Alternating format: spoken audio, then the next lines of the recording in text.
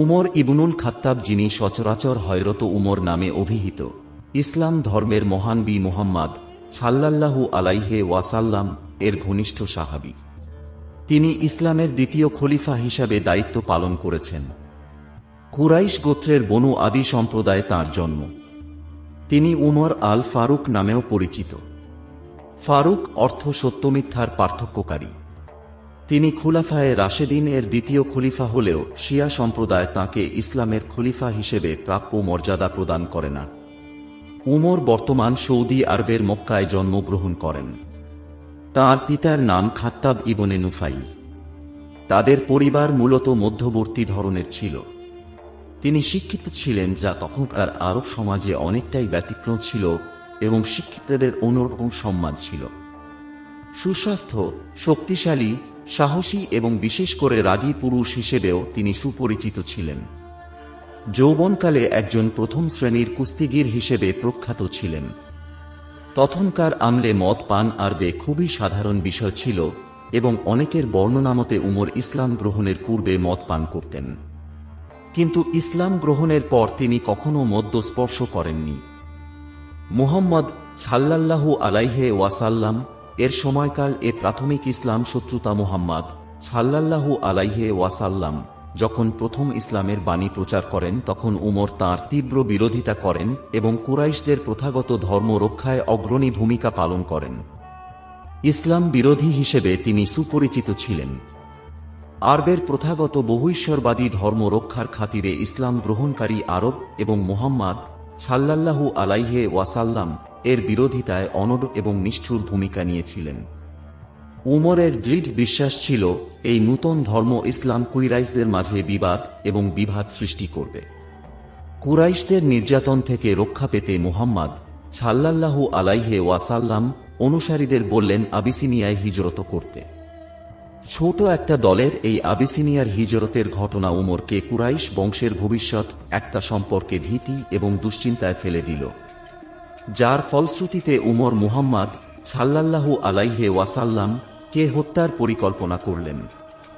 ইবনে ইসহাকের সিরাত গ্রন্থ অনুসারে উমর মুহাম্মদ সাল্লাল্লাহু আলাইহি ওয়াসাল্লাম কে হত্যার পরিকল্পনা করেছিলেন এবং একদিন সে উদ্দেশ্যেই মুক্ত তরবারি হাতে ঘর থেকে বের হন।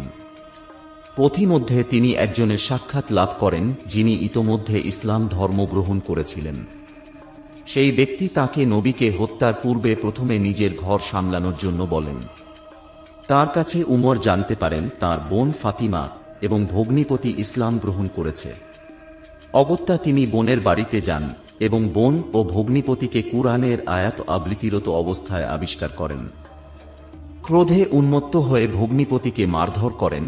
ফাতিমা তাঁর স্বামীকে রক্ষা করতে এলে তাকেও আঘাতের শিকার হতে হয়।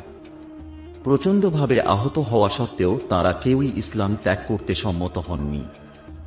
বোনের শরীরে রক্ত দেখে তিনি শান্ত হন এবং তাঁরা যা পাঠ করছিল তা দেখতে চান। পবিত্র হয়ে কুরআনের একটি আয়াতও তিনি পাঠ করেন। আয়াতটি ছিল সূরা তাহার অংশ। সেই আয়াতটি তাকে এতই অভিভূত করে যে তিনি সেদিনই মুহাম্মদ সাল্লাল্লাহু আলাইহি ওয়াসাল্লাম কাছে যেয়ে ইসলাম ধর্ম গ্রহণ করেন। ইসলাম গ্রহণের পর ইসলাম প্রসারে তিনি ততটাই ভূমিকা রেখেছিলেন, গ্রহণের পূর্বে ইসলামের বিরুদ্ধে যতটা ভূমিকা রাখতেন। আল্লাহর নির্দেশে রাসূল সাল্লাল্লাহু আলাইহি ওয়াসাল্লাম সাহাবীদেরকে মদিনায় হিজরত করতে নির্দেশ দেওয়ার পর উমর রাদিয়াল্লাহু আনহু বেশ কয়েকজন সাহাবীকে সাথে নিয়ে প্রকাশ্যে হিজরত করেন। তিনি তখন জনসম্মুখে বলেছিলেন, কেউ যদি তার মাকে সন্তানহারা এবং স্ত্রীকে বিধবা করতে চায়, সে যেন আমাকে বাধা দিতে এগিয়ে আসে। তার প্রবল সাহসিকতা ও বীরত্বের কারণে কুরাইশদের কেউ তাকে বাধা দিতে সাহস পায়নি। মদিনায় উমর রাদিয়াল্লাহু আনহু নবীজি সাল্লাল্লাহু আলাইহি ওয়াসাল্লাম এর পাশে থেকে হিজরতকারী মুসলিমদের একজন সহচর ও প্রতিনিধি মুসলিম নেতার ন্যায় ভূমিকা রাখেন। মদিনায় হিজরতের পর সংঘটিত বদরের যুদ্ধ, উহুদের যুদ্ধ এবং খন্দকের যুদ্ধে তিনি প্রত্যক্ষভাবে অংশগ্রহণ করেন এবং গুরুত্বপূর্ণ ভূমিকা পালন করেন। হুদায়বিয়ার সন্ধির একজন অন্যতম সদস্য ও সাক্ষী ছিলেন তিনি। এছাড়া মক্কা বিজয়, হুনাইনের যুদ্ধ, খাইবারের অভিযান, তাবুকের যুদ্ধ এবং বিদায় হজ্জেও তিনি অংশগ্রহণ করেন। নবীজি সাল্লাল্লাহু আলাইহি ওয়াসাল্লাম এর মৃত্যুর পর উমর রাদিয়াল্লাহু আনহু নবীজি সাল্লাল্লাহু আলাইহি ওয়াসাল্লাম কে অত্যধিক ভালোবাসার কারণে তা সহজে বিশ্বাস করতে পারেননি এবং এ খবর যারা প্রচার করবে তাদেরকে হত্যা করবেন বলে লোকজনের কাছে ঘোষণা করতে থাকেন। কিন্তু অনতিবিলম্বকাল পরে আবু বকর রাদিয়াল্লাহু আনহু এসে তাকে থামিয়ে সকলের কাছে নবীজি সাল্লাল্লাহু আলাইহি ওয়াসাল্লাম এর মৃত্যু সংবাদ ঘোষণা করেন। আবু বকর রাদিয়াল্লাহু আনহু নিজের বেদনাকে সংযত করে দৃঢ় কণ্ঠে বলেন, যারা মুহাম্মদ সাল্লাল্লাহু আলাইহি ওয়াসাল্লাম এর উপাসনা করো তারা জেনে রাখো তিনি মারা গেছেন, এবং যারা আল্লাহর উপাসনা করো তারা জেনে রাখো আল্লাহ অমরবিনশ্বর। এবং এরপর সূরা আলে ইমরান থেকে এ সম্পর্কিত একটি আয়াত পাঠ করেন। আবু বকর রাদিয়াল্লাহু আনহু এর এই দৃঢ় বক্তব্য শুনে উমর রাদিয়াল্লাহু আনহু সম্বিত ফিরে পান এবং নবীজি সাল্লাল্লাহু আলাইহি ওয়াসাল্লাম এর ইন্তেকালের সত্যতা বুঝতে পেরে অবর্ণনীয় যাতনায় অঝরে অশ্রু বিসর্জন করেন। ইয়া সারিয়া আল জাবাল, ইয়া সারিয়া আল জাবাল। মসজিদে নববীতে জুমার খুতবার অবস্থায় খলিফা উমর রাদিয়াল্লাহু আনহু হঠাৎ করে এরূপ অসংলগ্ন বাক্য উচ্চারণ করায় উপস্থিত সবাই অবাক বিস্মিত।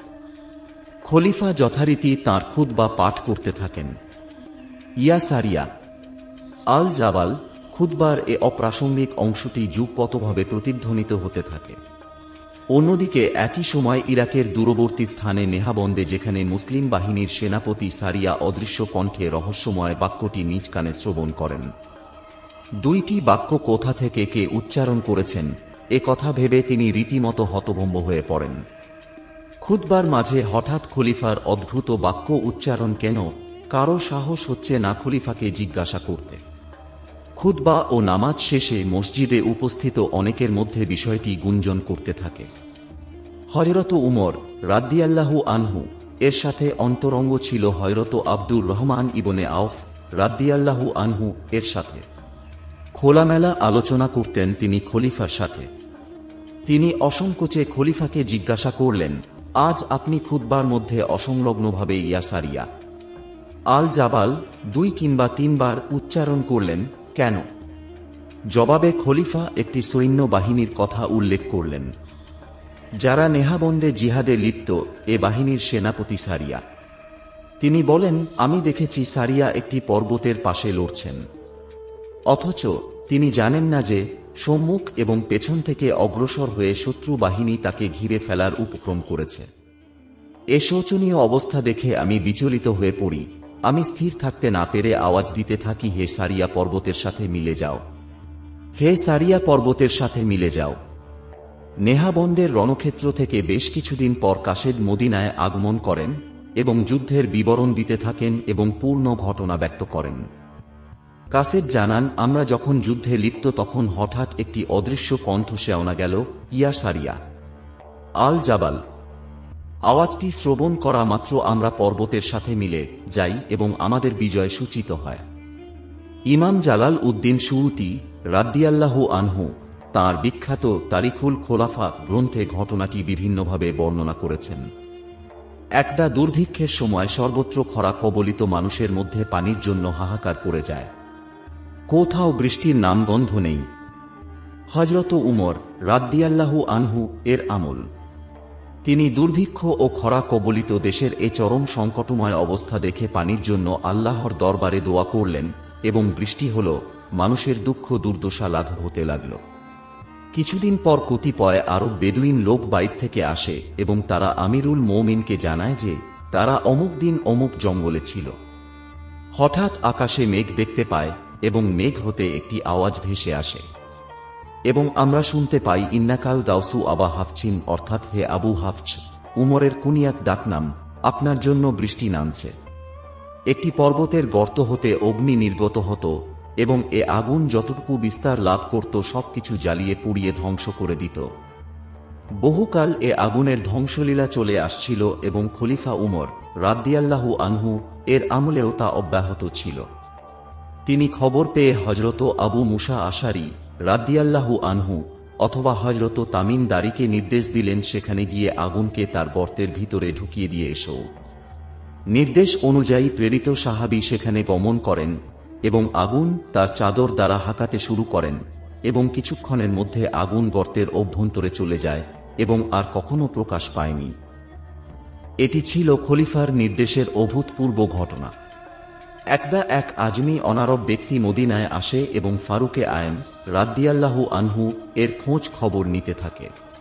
কেউ বলে দেয় যে তিনি হয়তো কোথাও জঙ্গলে শুয়ে আছেন। আগত লোকটি জঙ্গলের দিকে গিয়ে দেখতে পায় খলিফা তলোয়ারটি মস্তকের নিচে দিয়ে মাটিতে শুয়ে আছেন। সে মনে মনে ভাবতে থাকে এই লোকটির জন্য সারা দুনিয়ায় ফেতনা হচ্ছে, তাকে হত্যা করাটা সহজ একটা ভেবে সে তরবারি বের করে। হঠাৎ দেখতে পায় দুটি সিংহ তার দিকে অগ্রসর হচ্ছে। আজমি চিৎকার করতে থাকে। হযরত উমর রাদিয়াল্লাহু আনহু জাগ্রত হয়ে যান এবং আজমি পুরো ঘটনা বর্ণনা করে এবং সে সেখানেই মুসলমান হয়ে যায়। হযরত উমর রাদিয়াল্লাহু আনহু এর খেলাফত আমলে একবার ভূমিকম্প হয় এবং পুন প্রকম্পিত হতে থাকে। হযরত উমর রাদিয়াল্লাহু আনহু আল্লাহর হামদ ও শানা পাঠ করার পর জমিনে তার দৌড়া মারেন এবং বলেন, স্থিত হয়ে যাও, আমি কি তোমার প্রতি ইনসাফ করিনি? একটা বলার সঙ্গে সঙ্গে ভূমিকম্প বন্ধ হয়ে যায়। হযরত উমর রাদিয়াল্লাহু আনহু এমন ব্যক্তি ছিলেন যার ইচ্ছা অনুযায়ী আল্লাহ তাআলা পবিত্র কুরআনের 20টির অধিক আয়াত নাযিল করেছেন। তাঁর শান মান কত ঊর্ধ্বে তা বলার অপেক্ষা রাখে না। আমর বিন মাইমুন রাদিয়াল্লাহু আনহু বলেন, যেদিন সকালে উমর রাদিয়াল্লাহু আনহু আহত হন সেদিন সকালে আমি তার সাথে দাঁড়ানো ছিলাম।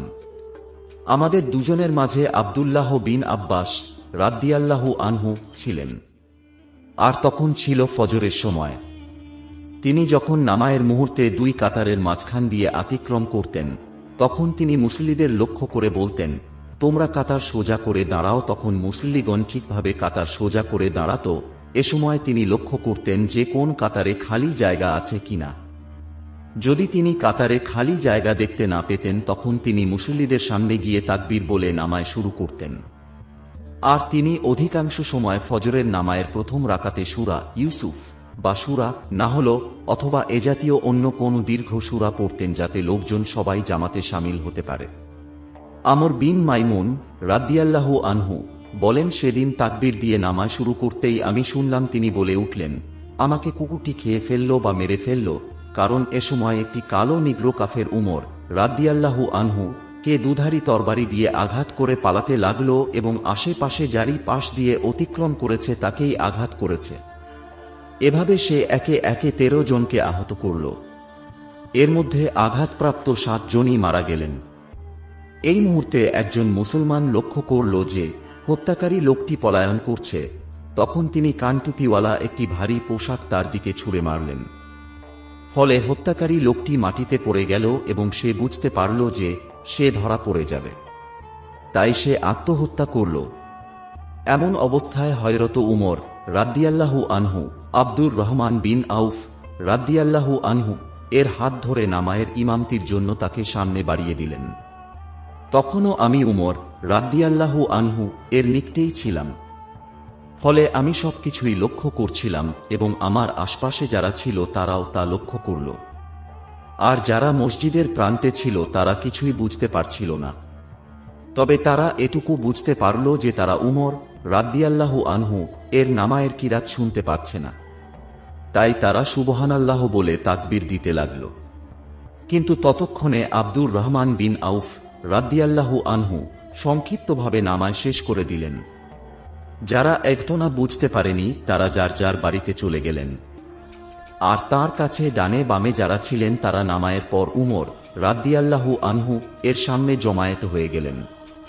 তখন উমর রাদিয়াল্লাহু আনহু বললেন, হে আব্দুল্লাহ ইবনে উমর, তুমি দেখো তো কে আমাকে আঘাত করল। তাই তিনি ওই লোকটিকে দেখে এসে বললেন, মুগিরার নিগ্রো গোলামটি আপনাকে আঘাত করেছে। একটা শুনে উমর রাদিয়াল্লাহু আনহু বললেন, সেই দক্ষ কারিগরটি নাকি? ইবনে আব্বাস রাদিয়াল্লাহু আনহু বললেন, হ্যাঁ, সেই লোকটি। তখন তিনি বললেন, আল্লাহ তাকে ধ্বংস করুন। তবে শোনো, আমি তোমাদেরকে তার সাথে ভালো ব্যবহার করার আদেশ দিচ্ছি, কারণ আমাকে তার সাথে ভালো ব্যবহার করার আদেশ দেয়া হয়েছে। এরপর তিনি বললেন, সমস্ত প্রশংসা একমাত্র আল্লাহ তাআলার জন্য, যিনি আমার মৃত্যু এমন একজন লোকের হাতে নির্ধারণ করেননি যে ব্যক্তি ইসলামের দাবিদার। কাফেরের হাতে মৃত্যুবরণ করা আল্লাহর পথে শাহাদত বরণের সমতুল্য। হে আব্দুল্লাহ ইবনে আব্বাস, তবে আমার একটা জিনিসের জন্য আফসোস হয়, সেটা হলো তুমি ও তোমার পিতা মদিনায় নিগ্রো গোলামদের আধিক্য পছন্দ করত। আর তিনি একটা বলার কারণ হল সাহাবায়ে কেরামেরও মাঝে হযরত আব্বাস রাদিয়াল্লাহু আনহু সবচেয়ে বেশি গোলামের অধিকারী ছিলেন। ইবনে আব্বাস রাদিয়াল্লাহু আনহু একটা শুনে হযরত উমর রাদিয়াল্লাহু আনহু কে বললেন, আমি সমস্ত গোলামকে হত্যা করে দিব।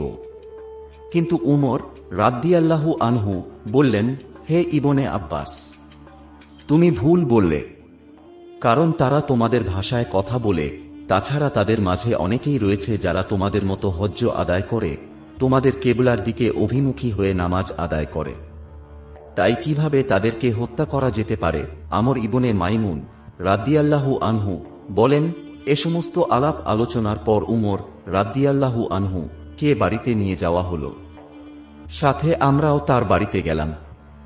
হযরত উমর রাদিয়াল্লাহু আনহু বাড়িতে গিয়ে বললেন, আমার মনে হচ্ছে ইতিপূর্বে মুসলমানেরা এ ধরনের বিপদের সম্মুখীন হয়নি, কারণ তিনি গুরুতর আহত ছিলেন, যার কারণে সমস্ত মানুষ পেরেশান হয়ে পড়ল। তবে তাদের মধ্য হতে একজন বলল, আমার মনে হচ্ছে তার কোনো বিপদ হবে না, তিনি সুস্থ হয়ে যাবেন। একটা শুনে অন্য একজন বলল, আমার মনে হচ্ছে আমরা তার ব্যাপারে আশঙ্কা মুক্ত নই। কিছুক্ষণ পর পান করার জন্য তার সামনে শরবত নিয়ে আসা হলো, তিনি তা পান করলেন, কিন্তু তা তার উদর থেকে বের হয়ে গেল। আবার দুধ আনা হলো এবং তিনি তা পান করলেন, তাও তার উদর থেকে বের হয়ে গেল। ফলে লোকেরা বুঝতে পারল তার মৃত্যু অবধারিত। আমর বিন মাইমুন রাদিয়াল্লাহু আনহু বলেন, অতঃপর আমরা কয়েকজন তার সাথে একান্তে মিলিত হলাম এবং কিছুক্ষণ তার সাথে কথা বললাম। তারপর আরও কিছু মানুষ উপস্থিত হল এবং তারা প্রশংসা করতে লাগল। তাদের মধ্যে একটি যুবক বলতে লাগল, হে আমিরুল মুমিনিন, আপনি আল্লাহর পক্ষ থেকে সুসংবাদ গ্রহণ করুন, কারণ আপনি তো রাসূল সাল্লাল্লাহু আলাইহি ওয়াসাল্লাম এর সান্নিধ্য লাভ করেছেন এবং আমার জানামতে আপনি সর্বাগ্রে ইসলাম গ্রহণকারীদের মধ্যে রয়েছেন। তারপর রাসূল সাল্লাল্লাহু আলাইহি ওয়াসাল্লাম এর ইন্তেকালের পর হযরত আবু বকর রাদিয়াল্লাহু আনহু ইন্তেকালের পর আপনি রাষ্ট্র পরিচালনার দায়িত্ব পেয়েছেন এবং ইনসাফ ও ন্যায় প্রতিষ্ঠা করেছেন। তারপর আপনি মৃত্যুর সময় আল্লাহর রাস্তায় শাহাদাত বরণ করতে যাচ্ছেন। একটা শোনার পর তিনি বললেন, আমি আশা করছি জীবনে আমি যা করেছি তা আমার জন্য যথেষ্ট হবে। আল্লাহর কাছে আমি তারই কামনা করি। এ আলোচনা শেষ হওয়ার পর যুবকটি চলে যাচ্ছিল, ঠিক তখনই হযরত উমর রাদিয়াল্লাহু আনহু দেখলেন যে তার লুঙ্গিটি মাটি স্পর্শ করছে। তখন তিনি বললেন, হে ভাতিজা, তুমি তোমার কাপড় টাকনুর উপরে পরিধান করো, কেননা তা তোমার কাপড়ের জন্য অধিক পরিচ্ছন্নতাকর এবং আল্লাহর তাকওয়া অর্জনের ক্ষেত্রে বড় সহায়ক। তারপর উমর রাদিয়াল্লাহু আনহু তার ছেলেকে বললেন, হে আব্দুল্লাহ ইবনে উমর, তুমি দেখতো আমার কাছে মানুষের কত টাকা পাওনা আছে। তখন তিনি উপস্থিত সকলকে নিয়ে হিসাব করে দেখলেন প্রায় ৮৬,০০০ দিরহাম। তখন উমর রাদিয়াল্লাহু আনহু শুনে বললেন, যদি আমার সম্পদ দ্বারা তা আদায় করা সম্ভব হয় তাহলে এই সম্পদ দ্বারাই তা আদায় করে দাও, আর যদি আমার সম্পদ এর জন্য যথেষ্ট না হয় তাহলে আদি ইবনুল খিয়ার গোত্রের নিকট যাবে। তারপর যদি তাদের মাল দ্বারাও আদায় করা সম্ভব না হয় তাহলে কুরাইশদের থেকে সহযোগিতা নিবে। উল্লেখিত ব্যক্তিরা ব্যতীত অন্যের নিকট চাইবে না, বরং পরবর্তীতে তুমি আমার পক্ষ থেকে তা আদায় করতে চেষ্টা করবে। আমি এটাই কামনা করি। হে আমার বৎসহ, এখন তুমি আয়েশা রাদিয়াল্লাহু আনহু এর কাছে গিয়ে বলো, উমর রাদিয়াল্লাহু আনহু আপনার কাছে সালাম পাঠিয়েছেন। তবে তুমি আমিরুল মুমিন বলবে না, কারণ এ অবস্থায় আমি রাষ্ট্রের দায়িত্বের উপর বহাল থাকছি না, কেননা আমার মৃত্যু অবধারিত। যাই হোক, তুমি আয়েশা রাদিয়াল্লাহু আনহু কে বলবে যে উমর তার সাথীদের সাথে দাফন হওয়ার অনুমতি চাচ্ছে। এরপর তিনি আয়েশা রাদিয়াল্লাহু আনহু এর নিকট উপস্থিত হয়ে তাকে সালাম জানালেন এবং তিনি ভিতরে যাওয়ার অনুমতি চাইলেন। তিনি ভিতরে প্রবেশ করে দেখলেন যে আয়েশা রাদ্দিয়াল্লাহু আনহু বসে বসে কাঁদছেন। আব্দুল্লাহ ইবনে উমর রাদ্দিয়াল্লাহু আনহু তাকে বললেন, আমার বাবা আপনার কাছে সালাম পাঠিয়েছেন এবং এই মর্মে আবেদন করেছেন যে তিনি তার সাথীদ্বয়ের সাথে সমাহিত হওয়ার আশা রাখছেন। একটা শোনার পর তিনি বললেন, আমি এই স্থানটি আমার জন্য নির্বাচন করেছিলাম, কিন্তু আজ আমি তাকে আমার উপর প্রাধান্য দিলাম। তুমি নিশ্চিন্তে ফিরে যাও, তার কথা মতো এখানেই তার সমাধি হবে।